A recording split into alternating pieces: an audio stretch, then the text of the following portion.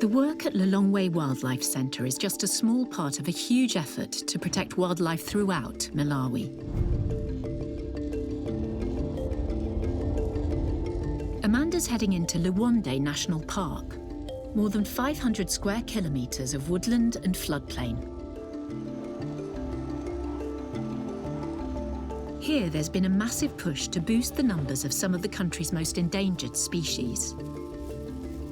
Amanda's been called in to help capture a black rhino.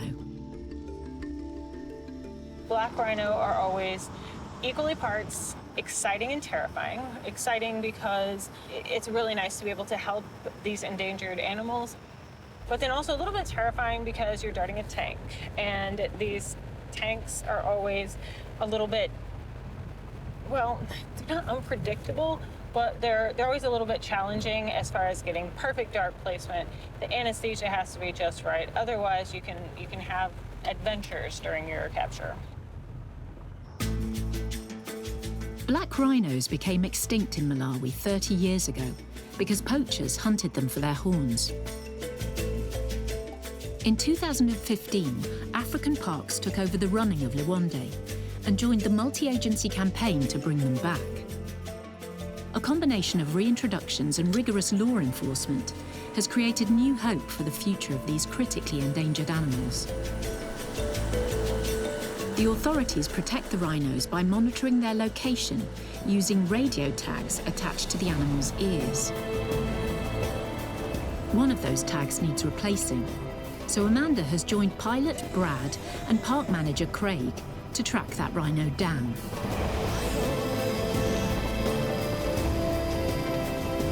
There are a lot of rhino in this area. And the one that we're looking for, her transmitter's dying. The transmitter is on its way out, yeah.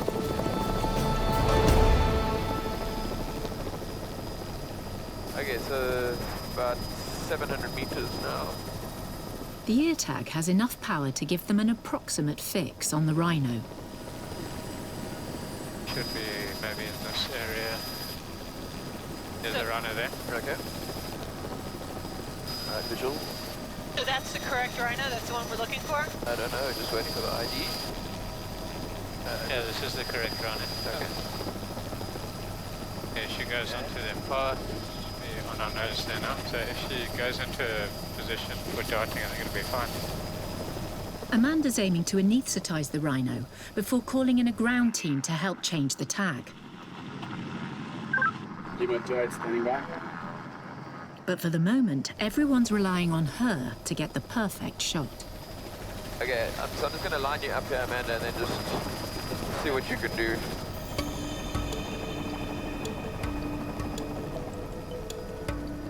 Starting from the helicopter, at first it made me a little bit woozy and sick because I have a little bit of motion sickness sort of thing. But actually, it's so much safer for the animal and safer for you than trying to dart on foot. And in these places like where the black rhino are, you could never drive in there and try to dart them. So it became kind of a necessity for me to suck it up and quit getting sick in the helicopter. Okay, a bit of a gap coming up. See, sorry. Sorry, hang on.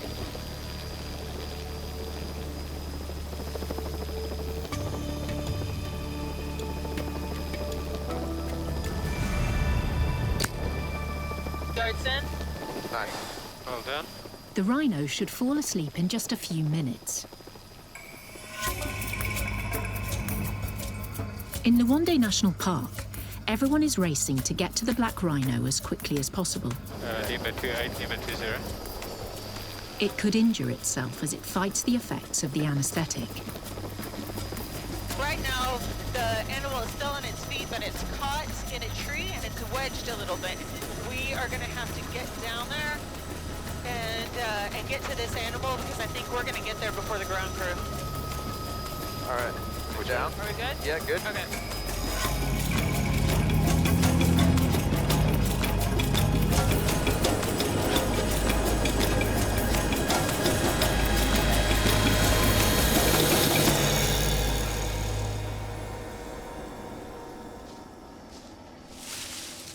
The rhino is still awake.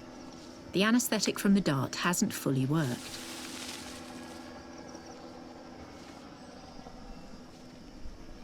Craig blindfolds it and inserts earplugs to help calm it down.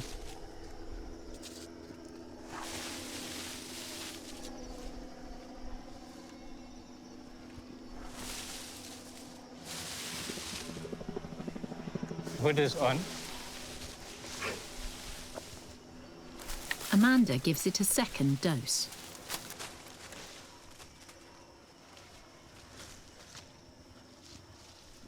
It seems to do the trick. But to change the ear tag, they need to clear the area around the rhino's head.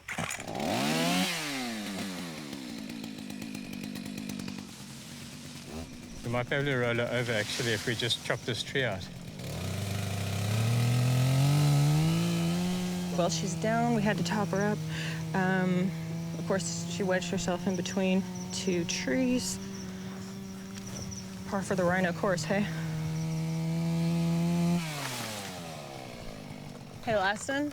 Yes? The only thing I want you to do is to make sure she's breathing at 4 per minute, okay? Yes. Great, awesome. Laston is almost at the end of his vet training. Laston's been helping me with the last dozen rhinos that we've done, so he knows the rhino anesthesia, hey? We would like it to be 4 breaths a minute, anywhere from 4 to 6. If it starts to get faster than that, then they're not deep enough, and if it's lower than that, then they're too deep. Craig has changed the tag, but he's taking the opportunity to fit another. This one is called a LoRa ear tag. It will make tracking these critically endangered animals easier. This LoRa ear tag is actually the first LoRa ear tag ever to go into a rhino anyway. So the first tag that we put in requires rangers to actually follow up on the rhino actively to get a signal, whereas this other one we can do remotely. So this is actually a pretty important development.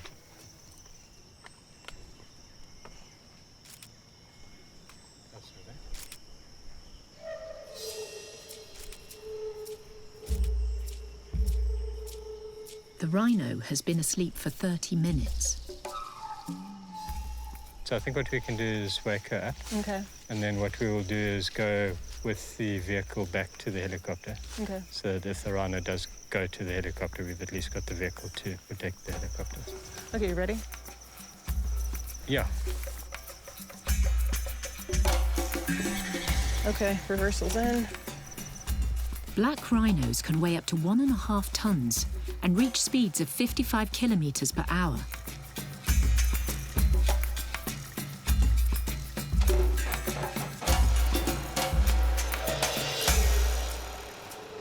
But the team can't leave until they know this one has safely woken up.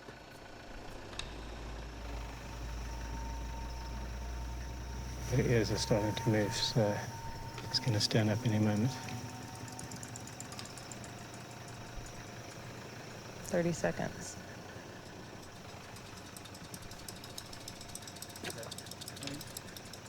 Or 3 seconds.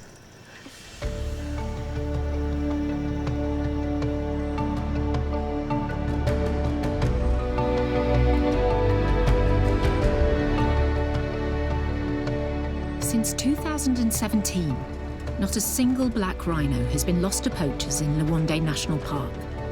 These high-tech radio tags are helping to keep them safe. With black rhino, each individual animal is important. This animal will be intensely monitored by the rhino tracking team, so it's a really valuable tool to have both of those transmitters on that rhino. Hey Love Nature fans, be sure to like and subscribe to catch all our wild animal stories. Get closer to nature right here on YouTube.